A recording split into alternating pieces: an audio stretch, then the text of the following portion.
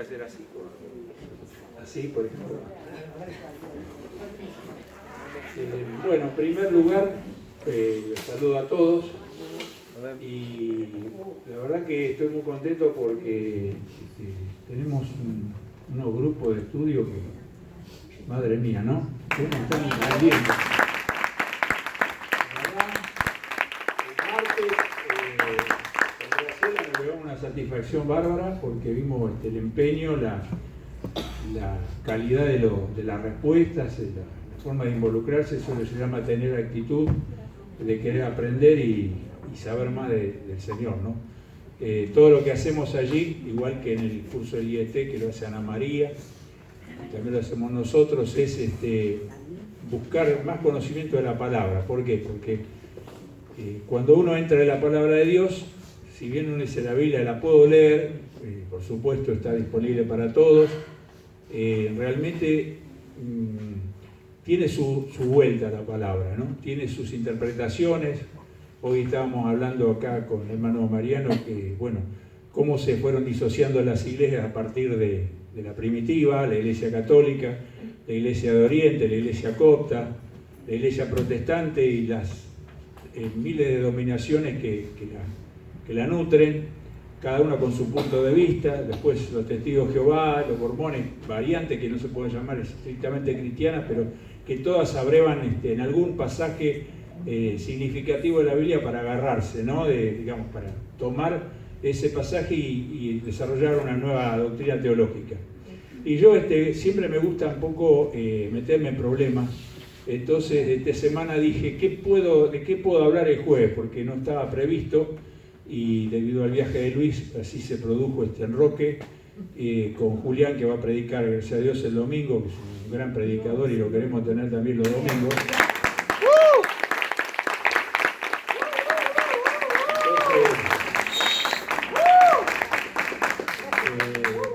La verdad que siempre me inquietó el tema siempre me gustó que me dijeran por un lado que Dios tiene un amplio perdón, que está la gracia y todo, pero hay algo que uno tiene más allá de eso, que la conciencia, que le dice, no es cuestión de abusarse tampoco, ¿no? Es decir, no quiero llegar a que me pongan un 4 menos para poder aprobar y sigo pasar. Me gustaría sacar un poquito más de nota, ser mejor aprobado por el Señor, porque digamos, es como estar ahí y bueno, pasá, pero bueno, ¿qué va a hacer? Buen muchacho. No, yo quiero realmente hacer lo mejor posible, porque excelente solamente es el que Dios le da el don, pero uno tiene la posibilidad de siempre mejorar un poco. Entonces, cuando uno estudia el tema del pecado y va afinando, siempre estamos relacionando el pecado no como una cuestión solamente moral, sino como una cuestión absolutamente espiritual, que tiene que ver con la relación con Dios. Pecado es lo que no le agrada a Dios, lo que no le gusta a Dios. Siempre me quedo la frase que me surge a mí, no digo que la haya leído, pero digamos, a Dios no le gusta como somos, a pesar de que somos creados por Él. Porque con el libre albedrío se supone que es para utilizarlo con sabiduría, no para hacer cualquier cosa. Y con el transcurso del tiempo el hombre fue desarrollando una cultura, nosotros lo estamos viendo eso cuando estamos estudiando con los hermanos, que se ha desviado más de una vez y bueno, llegado a extremos absurdos como la Segunda Guerra Mundial, la destrucción, la droga, etcétera, ¿no? Y evidentemente ante ese panorama el Señor, yo digo que puede hasta derramar alguna lágrima por nosotros, ¿no es cierto? Porque no nos creó es como cuando uno un hijo lo cría para lo mejor y después no sigue los pasos. Y hay un elemento poderoso que nosotros, el único realmente que nos podemos aferrar para poder ser cada día mejores, y que es el Espíritu Santo, ¿no? El Espíritu Santo en el Antiguo Testamento era considerado más bien como una fuerza, que además era otorgada por Dios a su libre arbitrio. Es decir, de golpe decía, bueno, Ana María, te voy a dar el Espíritu Santo y ahí vas a profetizar y pero no era para todos disponible. Cuando viene Jesús ya, viste, te tocó a vos. Cuando viene Jesús, se bautiza, dice que recibe el Espíritu Santo, pero el Espíritu Santo ya estaba con él.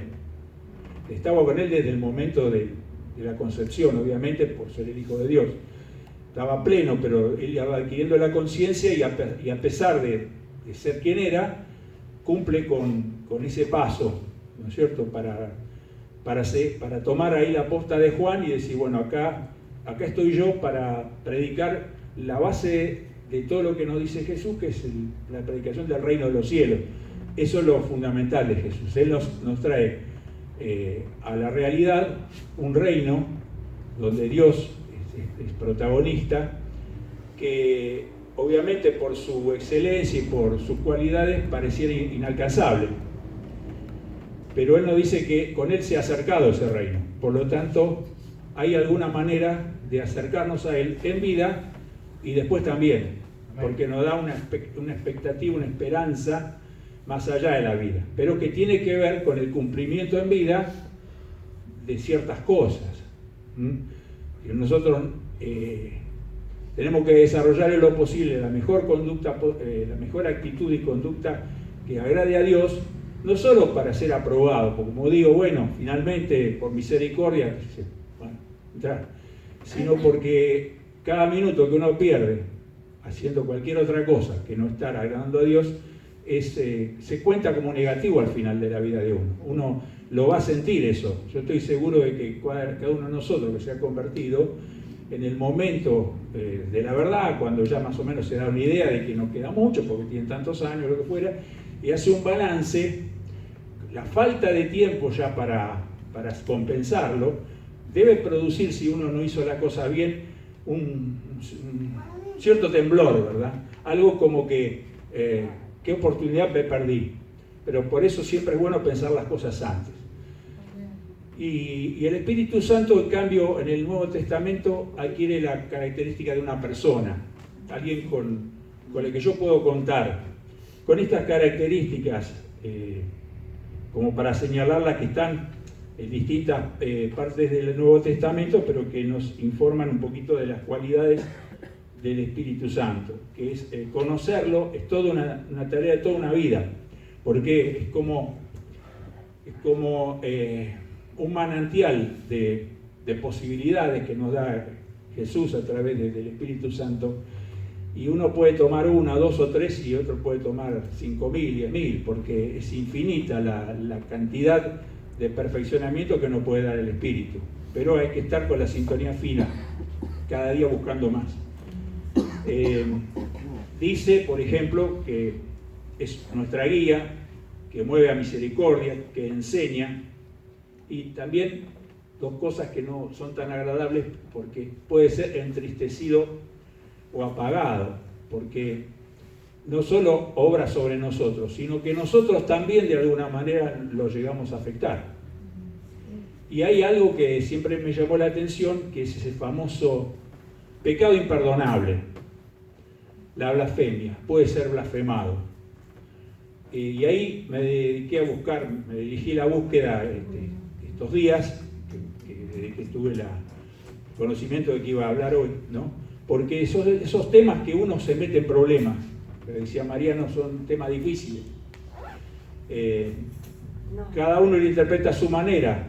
Los católicos y también los protestantes también tienen sus versiones sobre qué quiere decir Jesús en estos versículos. Son dos versículos dentro de lo que es, por ejemplo, Mateo 12, pero esos dos versículos trajeron una cola muy importante. El primero, la interpretación de qué quiere decir, que es el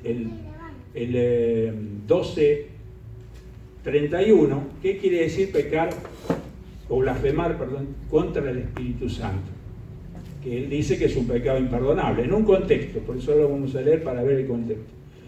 Y el segundo versículo, que es el 12:32, que trajo como consecuencia la doctrina católica del purgatorio, nada menos. Entonces, uno dice, qué bárbaro, ¿no?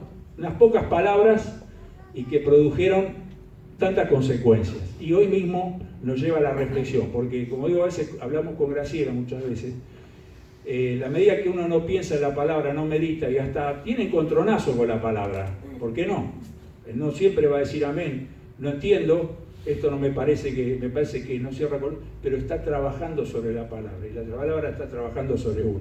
En la medida que uno tiene la Biblia ahí guardadita, le abre el domingo nada más y amén, amén, amén, no es lo mejor, porque Dios quiere que pensemos lo que nos dijo Jesús y que lo aceptemos como convicción de que estamos de acuerdo, no porque nosotros nos consideremos a la par de Él, pero es necesario prestar ese acuerdo, porque de otra forma estamos inducidos simplemente, estamos ahí agarrados con alfileres. En cambio, cuando uno está seguro, por eso estamos estudiando, después a uno no lo mueve así nomás, no le mueven así nomás la fe y las convicciones que tiene.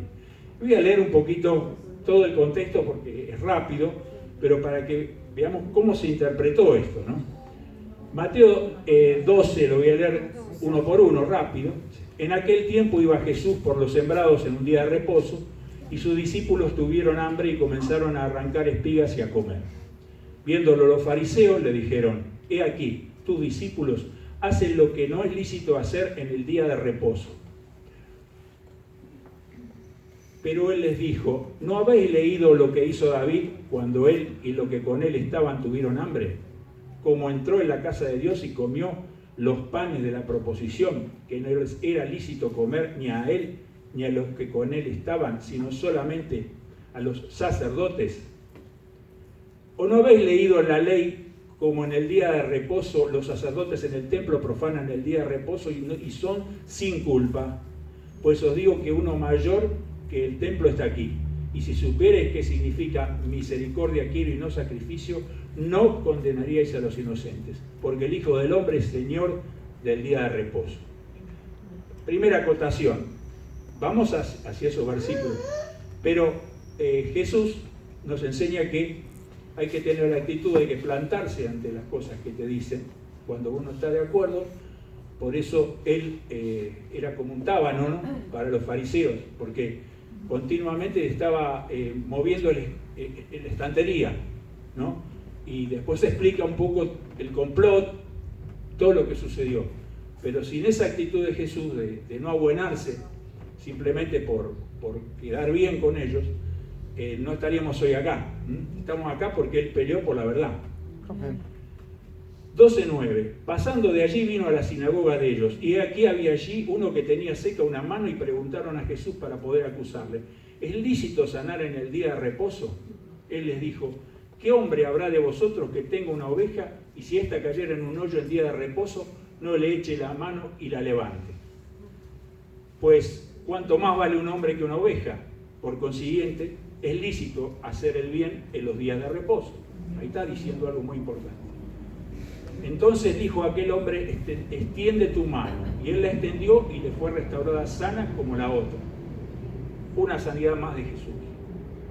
Y salidos los fariseos tuvieron consejo contra Jesús para destruirle. Estaba claro que no lo querían, que se oponían a él y que lo veían como alguien que perturbaba la situación. Sabiendo esto, Jesús se apartó de allí y le siguió mucha gente y sanaba a todos. Y les encargaba rigurosamente que no le descubriesen, para que se cumpliese lo dicho por el profeta Isaías cuando dijo: he aquí mi siervo a quien he escogido, mi amado en quien se agrada mi alma, pondré mi espíritu sobre él, y a los gentiles anunciará juicio. No contenderá ni voceará, ni nadie oirá en las calles su voz. La caña cascada no quebrará y el pábilo que humea no apagará, hasta que saque a victoria el juicio, y en su nombre esperarán los gentiles. 12:22, sigue el relato. Entonces fue traído a él un endemoniado, ciego y mudo, y le sanó, de tal manera que el ciego y mudo veía y hablaba. Y toda la gente estaba atónita y decía: ¿será este aquel hijo de David? Mas los fariseos, al oírlo, decían: este no echa fuera a los demonios, sino por Belcebú, que es un dios pagano, no es el Espíritu Santo, no nos engañemos. Por Belcebú que lo hace, príncipe de los demonios. Sabiendo Jesús los pensamientos de ellos, le dijo: Todo reino dividido contra sí mismo es asolado, y toda ciudad o casa dividida contra sí misma no permanecerá. Le contesta, ¿no? Y si Satanás echa fuera a Satanás, porque sería como Satanás fuera Satanás de... Claro, de seguro echaba fuera. Él mismo se echa, una cosa rara, ¿no es cierto? Pero se lo está diciendo por la duda, si no lo entendían. Si Satanás echa fuera a Satanás, contra sí mismo está dividido. ¿Cómo pues permanecerá su reino? Es decir, como que hay un cortocircuito allí. Y yo echo fuera a los demonios, y si yo echo fuera a los demonios por Belcebú, ¿por quién los echan vuestros hijos? Por tanto, ellos serán vuestros jueces. Pero si yo, por el Espíritu de Dios, echo fuera a los demonios, ciertamente ha llegado a vosotros el reino de Dios.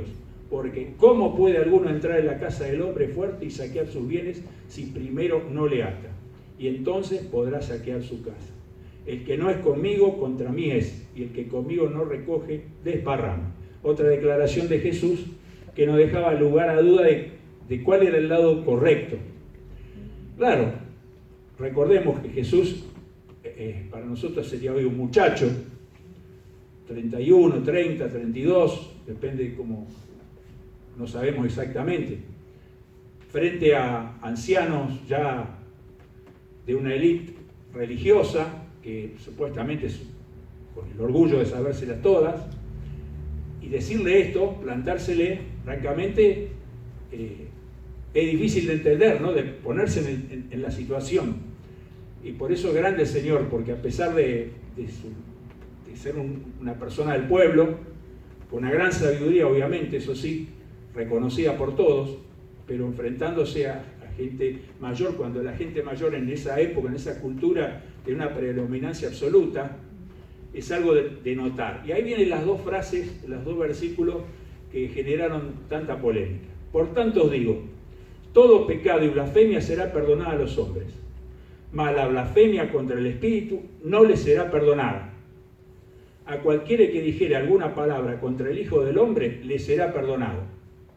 Pero el que hable contra el Espíritu Santo, no le será perdonado, ni en este siglo, ni en el venidero. Que se refiere aquí, en el siglo se refiere a la edad que se consideran los mismos judíos, la edad dominada por Satanás, y en el siglo sería la nueva época cuando llegara el Mesías, inauguraron un nuevo periodo para Israel. Para nosotros es también la primera parte es un poco toda la profecía del anuncio de Jesús, pero todavía el dominio del diablo sobre este mundo, y el acercamiento del reino en este siglo. Se acerca, pero no se terminó de concretar. Es una situación un poco más ambigua en el Nuevo Testamento, donde Jesús viene, acerca al reino, vuelve al Padre, y después vuelve a reinar, y ahí sí se va a establecer del todo, ¿no? Pero de eso estaba hablando, porque si no uno dice que si lo está hablando de tiempo, está hablando de etapas, y en un contexto judío. Porque él le hablaba primariamente a su pueblo porque era el que podía entender lo que él decía. Cuando él habla de espíritu, todavía no se podía hablar de Trinidad, tampoco lo iban a entender los fariseos. Porque él está el presente, él está hablando del espíritu, y también está Jehová, de alguna manera, pero él no está mencionando esto, está simplemente diciendo que él no está curando, no es un brujo, porque ¿cuál sería la forma de atacarlo si estuviera presente hoy yo fuera un fariseo? Vos sos un brujo, vos haces, yo reconozco que haces milagros, pero no es por el Espíritu Santo. Vos estás influido por alguien que no es del Espíritu Santo. Te da resultados, sí, pero no te creemos. Esa, en primera instancia, es la blasfemia. La blasfemia de que él habla, el pecado de que él habla, es atacarlo directamente, atribuyendo su milagro al diablo y no al Espíritu Santo. Esa es la interpretación primaria que le dan los padres de la Iglesia y que le dan algunos pastores también, algunos estudiosos evangélicos. Pero después hay otras un poco más amplias. San Agustín, por ejemplo, dijo que este pecado es cualquier blasfemia contra el Espíritu Santo por quien viene la remisión de los pecados. Muchos otros después de él lo identificaron con todo pecado cometido con plena conciencia y malicia. y se llamaría contra el Espíritu Santo en cuanto contraría la bondad que se apropia a esta divina persona. Es decir, cuando yo deliberadamente hago algo malignamente, sería una blasfemia para el Espíritu Santo. Esta es una interpretación posible. Obviamente, cuanto más nos restringimos a que Jesús fue en su momento atacado por los fariseos, después algunos dicen, bueno, ahora Jesús no está físicamente presente, así que ese pecado no se puede cometer hoy, porque no le podemos decir a Jesús porque no está acá. Ahora, yo personalmente tomo una posición. Cuanto más estoy atacando al Espíritu Santo, más allá de que esté el perdón de Dios, porque obviamente acá dice que aún blasfemando al Hijo del Hombre, y aún blasfemando a Dios, porque lo dice Pablo en un momento dado, también que es su momento, él en su momento blasfemó a Dios, y sin embargo fue perdonado y hizo lo que hizo Pablo por el cristianismo. Dijo en 1 Timoteo 1:12, doy gracias al que me fortaleció, a Cristo Jesús nuestro Señor, porque me tuvo por fiel, poniéndome en el ministerio, habiendo yo sido antes blasfemo, perseguidor e injuriador, mas fui recibido a misericordia porque lo hice por ignorancia, en incredulidad. Pero la gracia de nuestro Señor fue más abundante con la fe y el amor que en Cristo Jesús. Y fíjense, parecería extraño también decir que está mal blasfemar contra el Espíritu Santo, pero puedo blasfemar contra Dios o contra Jesús. Porque sería como decir el Espíritu Santo es más importante porque contra él no se puede blasfemar. Tampoco es esa la idea. Por eso se considera, digamos, la postura más razonable es que fue en su tiempo por el ataque puntual que tuvo Jesús de parte de los fariseos. Pero cuando se extiende esto, por ejemplo, Santo Tomás lo extiende a otras posibilidades. Y a mí me gusta lo que dice Santo Tomás respecto a lo que podría ser la blasfemia contra el Espíritu Santo en sentido más amplio. Porque a mí me parece que uno no puede hacer cualquier cosa, no importa que la misericordia de Dios esté. Pues yo no puedo estar continuamente haciendo cosas malas o a propósito en contra del Espíritu Santo. No puedo. Yo personalmente no puedo. Entonces, prefiero tomar una idea restringida.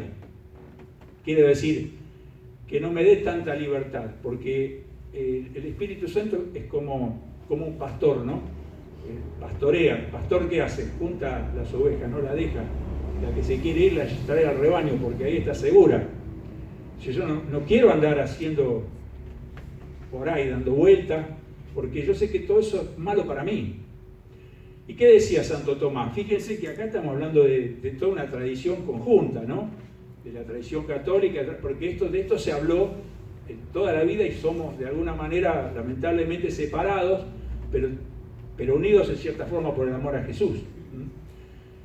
Decía Santo Tomás, lo que nos hace de confiar de la misericordia de Dios es la desesperación que excluye la confianza de la misericordia divina. No creo yo, no, Dios no me va a perdonar. Eso también es una trampa al diablo. Tampoco quiere decir que voy a hacer cualquier cosa porque ya que estamos, me perdona, ¿viste? Viva la Pepa, tampoco. O nos alienta a pecar esa desconfianza. No tengo temor a la justicia de Dios. Entonces puedo pecar tranquilo porque no pasa nada. Mirá lo que hizo, un fenómeno, se murió a los 98 años. Y este otro pobre que predicó la palabra, salió un avión a Tanganica a predicar, se cayó y se mató a los 45. Pasan esas cosas, ¿o no? Pasan. Pero hay que leerla de otra forma, no leerlas así. Leerlas siempre que están todos trabajando por la obra del Espíritu y que las vicisitudes van a ocurrir porque es una batalla. Y en la batalla hay heridos y hay bajas. También decía Santo Tomás, lo que nos hace enemigos de los dones divinos, lo que nos da Dios para llegar a Él, porque si no nos diera los dones, no podríamos llegar a Él. Si fuéramos desprovistos de dones, seríamos un desastre. Cuando uno nace, tiene un poquito de edad, relojea, ¿no? Dice, ¿dónde cae? Aquí, Palomar. ¿Qué hay acá? Y hay una panadería. ¿Qué hace ese tipo? No sé, está dando vuelta a la esquina, fumando. ¿Qué fuma? No sé. Y el otro, y vagando, y el otro cartonero, y el otro es físico atómico, no sé lo que es. Pero vos te vas ubicando, ¿qué voy a hacer con todo esto? La verdad, es complicado manejarse en la vida si uno no tiene una guía, ¿no es cierto? La guía pueden ser los padres, sí, pero con las limitaciones propias de todo padre, de toda madre, de su cultura, de su educación previa, de cómo a él lo criaron también. Nosotros tenemos esto espectacular, tenemos, querido. Esto, un aplauso para la Biblia. Es maravilloso. Porque esté de acuerdo con algunas cosas. A mí me pasa, como siempre lo hablamos con los hermanos, yo soy tipo crítico, doy vuelta, el Señor me va a porrear un poquito seguramente, me va ¿cómo se dice? Me va a decir, hacer una reprimenda por cabezón, como dice a veces Luis, pero él sabe que yo quiero estar con él, eso es lo más importante, ¿no? Y los dones son fundamentales, vos los tenés que aprovecharlo, al contrario, decir, gracias que tengo estos dones, ¿no? Porque esos dones nos llevan a la conversión, pero si no los recibo, no los utilizo, voy a rechazar la verdad, decía San Agustín. Así puedo pecar con tranquilidad. No, todo esto es un invento muy lindo, pero no, para mí, que esos muchachos que se reúnen en los jueves de la noche, bárbaro, no tengo nada contra ellos, pero para mí no es. Yo, tranquilo, acá voy a hacer hasta donde me dé porque tampoco puedo pecar todo lo que quiero. Cada uno tiene un límite para pecar también, de acuerdo a su capacidad de pecar. Pero no se trata de eso, simplemente que si no tenés ninguna guía, ninguna restricción. Y él dice también la envidia o el odio a la gracia. No puede ser que haya gracia para para este tipo. A este le va a dar gracia. Yo hice mucho mejor que él y a este también puede pasar. Que vos por virtuoso digas, no, la gracia es para mí, pero no para cualquiera. Yo quiero tener platea VIP arriba, no que me digan el último ser el primero. Muchas de esas cosas en la Biblia están y desafían nuestros códigos sociales y mentales. Y finalmente dice, lo que nos impide salir del pecado. La negativa a arrepentirnos y dejar los pecados. No me quiero arrepentir. Yo no me arrepiento de nada. Yo si volviera a vivir, haría exactamente lo mismo que hice hasta ahora. Declaraciones de muchos artículos. ¿Cómo puedo decir que haría todo lo mismo? Es una locura. Aparte, de cualquier punto de vista, siempre hay algo que uno puede haber mejorado. Ni siquiera no hablando del punto de vista de la creencia.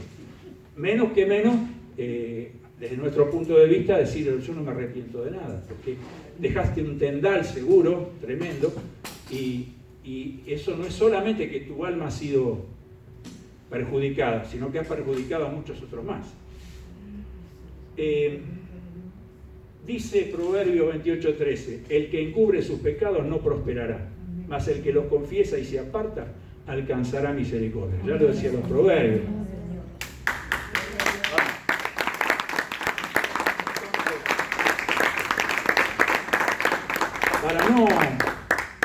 Es un temor, ¿no? ¿Qué sería entonces la blasfemia del Espíritu Santo? En principio, históricamente y puntualmente fue adjudicarle a Jesús, decirle que él hacía los milagros en función no del Espíritu Santo, sino del Espíritu inmundo. Terrible ofensa, para Jesús sería la peor ofensa. Por eso él decía, esto no se puede perdonar, esto no tiene perdón ni acá ni nunca. También lo dice el buen Marcos, por siempre esto no tiene perdón, para que quedara claro.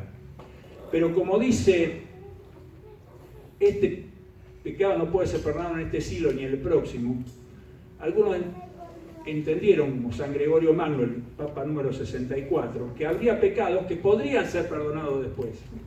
Y surge la idea del purgatorio.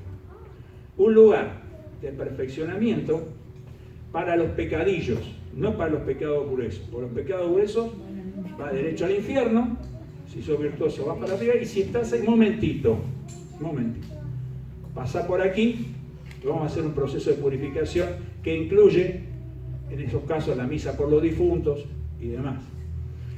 esa doctrina sale de la mala interpretación de un versículo. Pero vos fijate todo lo que arrastra esto, ¿no es cierto? Porque siempre está la ilusión de las personas, dice, bueno, mi mamá haga la cosa, pero vamos a hacer una misa para que, bueno, y nosotros tendríamos que decirle, no, eso realmente no.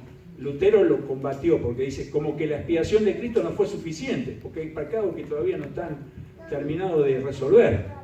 Y los católicos lo incorporaron en el catecismo del año 1997, que es el último, que está en latín, y que se los voy a leer si lo tengo por acá porque es interesante, ¿no? Para ver hasta qué punto, sí, creo que sí. Fue el Concilio de Florencia, fue el Concilio de Trento, todos fueron reafirmando esta doctrina de San Gregorio Magno, que vivió entre el 560 y el 604. O sea, a partir de él, un gran papa, porque hubo papas muy importantes, muy significativos, no todos los papas son deleznables para nada, y él dice, el catecismo, los que mueren en la gracia a la amistad de Dios, pero imperfectamente purificados, aunque están seguros de su eterna salvación, sufren después de su muerte una purificación a fin de obtener la santidad necesaria para entrar en la alegría del cielo. Esto es lo que dice el Catecismo del año 1997.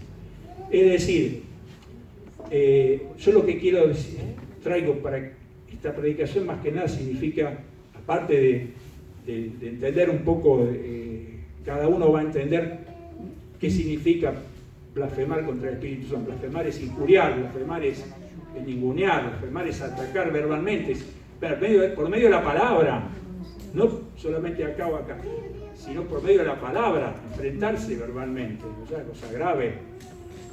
Pero eso que parece obvio, está bien, uno cualquiera diría, no, eso, pará, yo no me animaría, ni siquiera aún que estuviera en un momento de fe flaca.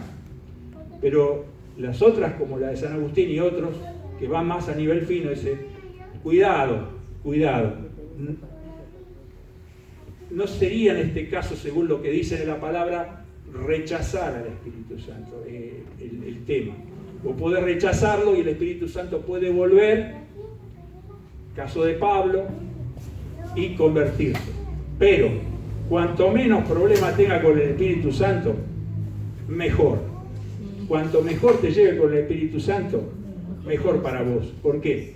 Porque Él es realmente tu única conexión con Jesús y con Dios. O sea, es el elemento de la Trinidad que nos dejó Jesús acá en la tierra para ser mejores, para estar vivos con Él de alguna manera, ¿no es cierto? Para vivir con Él. Nosotros estamos hoy aquí, como digo yo siempre, como si Jesús estuviera sentado allí escuchándome. Bueno, después te explico, como decíamos con Mariano, después nos vamos a enterar bien, Jesús, ¿qué quisiste decir exactamente con esto? Porque nos va a decir seguramente. Pero hoy tratamos de entenderlo, ¿no? Y por un lado, aparte de esto, de este mensaje, mostrar que qué delicado es ver palabra por palabra, porque puede dar lugar a doctrinas exóticas, como es la del purgatorio, pero que es muy, muy conocido el tema. Es decir, cada palabra de la Biblia necesita estudio, por eso tenemos que estudiar, tenemos que esforzarnos y tenemos que arriesgarnos. Acá hubo gente que empezó a predicar, querido. La verdad, predicó acá primero Mariano y Carolina. Muy bien. Después predicó Sonia. Excelente. Entonces, con este espíritu de recibir los dones, dame todos los dones que yo pueda tener, decir al Espíritu, porque yo quiero estar acá, yo quiero dar palabra, porque si no doy palabra es como que no doy fruto. Yo cuando cada uno de ustedes dé palabra acá, van a fructificar como el árbol después que habla Jesús, siguiendo estos versículos. Así que vamos a predicar.